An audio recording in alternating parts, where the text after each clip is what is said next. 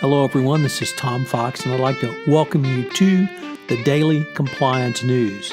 The Daily Compliance News is an offering of the Compliance Podcast Network. December 20, 2018. First up, we have a story about Barclays and their CEO who attempted to unmask the name of an anonymous whistleblower. The company was fined $15 million by the Department of Financial Services of the state of New York. If you recall, this is where CEO Jess Staley personally directed a group at the security department to identify the author of 2 whistleblower reports. This is a big no-no in the corporate world and should be avoided at all cost. Next up, the Les Moonves CBS imbroglio will continue to haunt CBS because CBS is on the hook for his legal fees. This is via his employment contract, and not only will CBS have to pay his legal fees for any potential sexual harassment / sexual assault claims brought by him, rather individually against him, but also if he contests the $120 million severance package he was denied. Experts estimate that his legal fees could be as high as $40 to $50 million. In the FCPA world, we had 2 settlements from individuals, former executives at Panasonic Avionics. The former CEO, Paul Margus, and the former CFO, Tyrone Uwanaga. The former CFO settled SEC charges of engaging in bribery and corruption without criminal charges. Margus pays a $75,000 fine.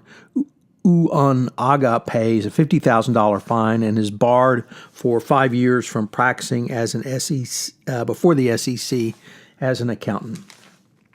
Finally, in a very interesting article in the New York Times entitled Wolf Culture, and it was not about construction workers whistling at women in New York City or even Me Too and sexual harassment. It was about the culture of Huawei. And it was described literally as that, as a wolf culture. But what that meant, unfortunately, for the company going forward is that it was not only hard charging, but bending the rules to further the company's business was viewed as acceptable as long as it wasn't for personal gain. So when you have this type of culture, you have people who engage in illegal activity. And whether the CFO the company who was arrested in Canada was a part of this or not, this certainly portends a very large number of investigations which could be had against Huawei, certainly in the FCPA world, because they are in numerous countries across the globe. Given what we saw about ZTE and its corporate problems and its corporate culture, Huawei is probably only exponentially more. So it's going to be interesting to see how all of this plays out.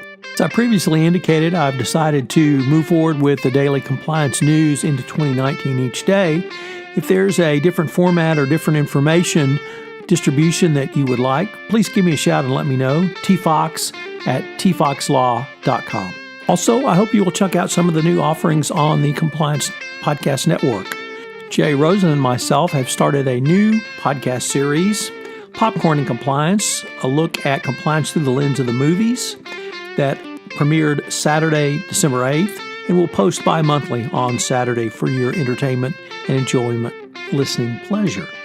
Finally, Mary Shirley and Lisa Fine have premiered their new podcast, Great Women on Compliance.